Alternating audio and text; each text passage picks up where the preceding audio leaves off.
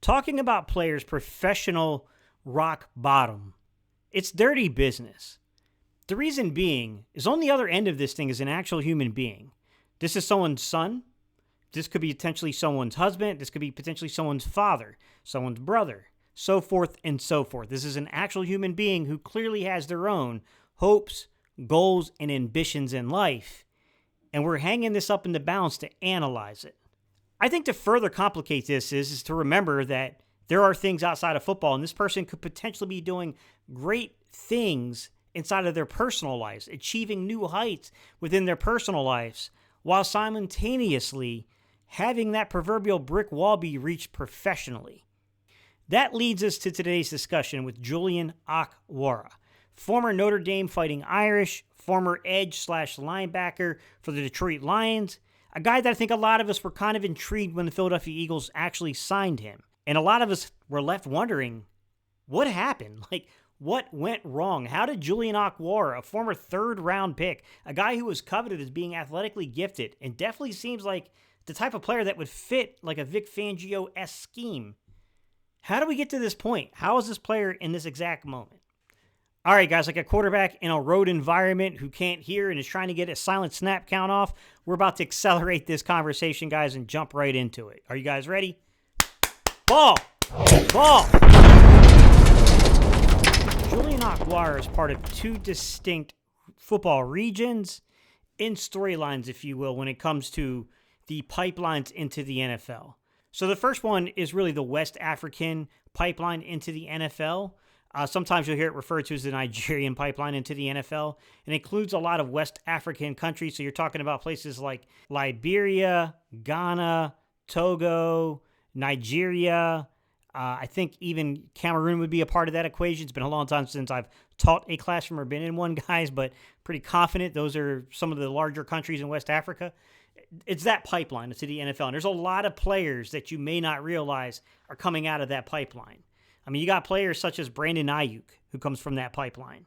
You got Justin Matabuke, Boy Mafi, Emmanuel Agba, Felix Anaduke Uzama, and Ndamukong Suh is from that pipeline. Chukwuma Okorafor, JOK, and Kwity Paye. All those guys I just listed are actually from that pipeline. There's a ton more, guys. That is definitely not an inclusive list here. There's a very, very expansive list of guys who come out of this pipeline. Well, in addition to the West African pipeline, he's also from a very large recruiting area known as the Greater Charlotte region.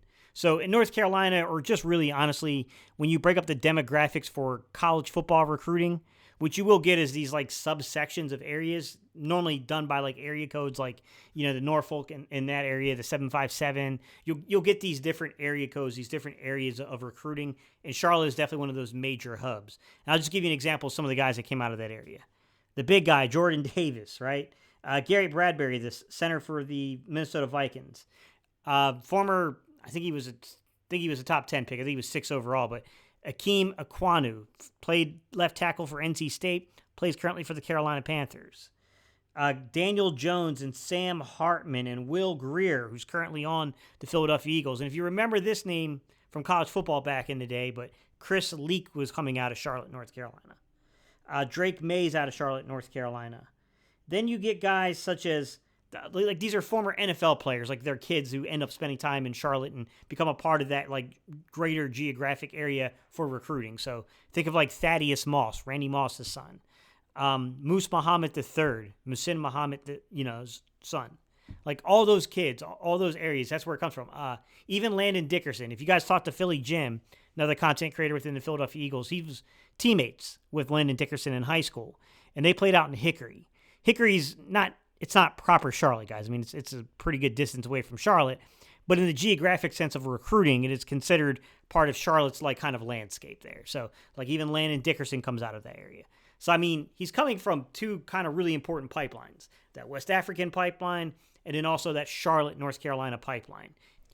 When this young man signed on the dotted line for the Notre Dame Fighting Irish, this was a major recruit that got picked up. I mean, this was definitely one of the highest touted players in the state of North Carolina when he signed for Notre Dame.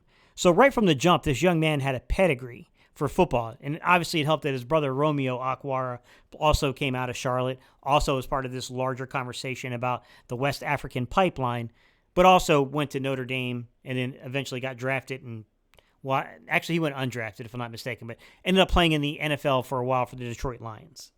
This is a long-winded way of saying that there was a pedigree here for this young man. This young man had a pedigree. This young man had some momentum behind him. Over 6'4", over 250 pounds, had over 34 inches in the arm reach, and over an 80-inch wingspan, like 81 3/4-inch wingspan. This is very much like a Fangio-style edge kind of player, like that Fangio-esque type system guy that can kind of play a little off-ball linebacker in a sense, but really is an on-ball linebacker inside a Fangio-esque scheme. If you watch any of his film, and then you sit down and you just like really analyze it for a second, you're going to walk away with the impression that I don't know exactly what this dude's numbers are going to be, but he's going to test really well in the athletics. This is going to be a really athletically gifted guy when he finally gets the chance to step onto those training facilities and show people. And I think that's where the story has to first start, guys, because that's where the downfall originally starts. It's where at the very end of his senior season, he ends up breaking his leg, and now he's got to work his way back. And he can't produce, he can't do anything at the combine outside of really just lift. All he can really do is bench press, right? Well, now he's got his pro day circled. You know, he's gonna be able to go out there, he's gonna be able to produce, he's gonna be able to do some things at his pro day. Except for the pandemic happened. And Notre Dame canceled the pro day.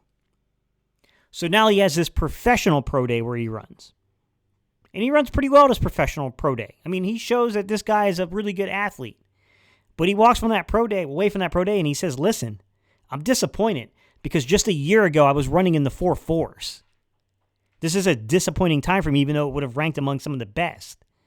This young man, right from the jump, was already going to overcome a lot of hurdles because of this injury to his leg, because he could not fully put out there for scouts to see exactly what he was, and he was going to have to definitely depend upon the tape when it came to his ability. When he got inside the NFL, it just kind of unraveled around each season, right? He gets in the NFL and he ends up hurting the opposite leg, so he misses time his rookie season, is able to stay relatively healthy the following season and plays for a pretty good portion of the season and is somewhat productive, to be quite honest. But then the following year, once again, he's injured one more time, and then all that kind of leads into what happened last year for Julian Okwara, which is dealing with all these injuries, dealing with all this disappointment, dealing with all this circumstance. This thing that just kind of seems like it just spiraled out of control on him. A guy that I don't think is failing because of athletic ability. I think he's mostly failing because of the other ability, which is availability. And I just think it's hard to come back from that. Like, I don't think that it's impossible to overcome, but I do think sometimes it can just it can take an effect on you. And you heard John Ross even say on the podium the other day, he was like, look, I'm not going to lie to you. Like, being in a state to where you're physically beaten down takes a toll on you. Obviously, it takes away some of your athletic ability. But no one really wants to discuss what happens to your mental abilities, your mental anxiety, your mental anguish that you're going through. You're not right spiritually. You're not right mentally. You're not right physically. If I had to take a wild guess and I had an opportunity to sit down with Julian Okwara, I got a feeling that some of those same sentiments would probably get expressed. So here he is in Philadelphia as this Fangio-esque type player in a fairly crowded room with a guy that kind of resembles him a little bit, right? I mean, let's be honest.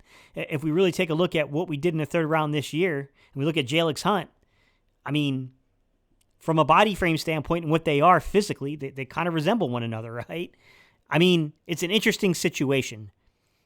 This is a player that I'm rooting for because deep down, I do think this is a genuinely a good person, a good human being who just caught a really unfortunate and unlucky set of circumstances that just caught him with the injuries. Sometimes the injury bug just bites you and it just won't get the crap off of you.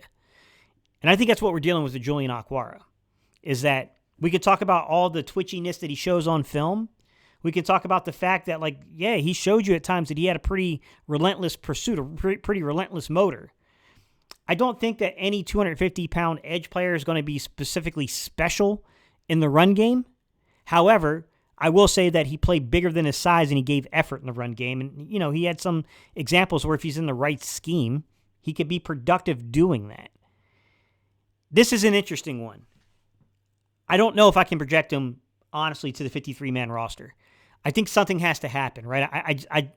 I think if we're being honest about the situation right now, there's no way of doing that without something happening. Without him really getting on the field and either just really being way better than some of these other guys, or something happens that's unfortunate and gives him an opportunity.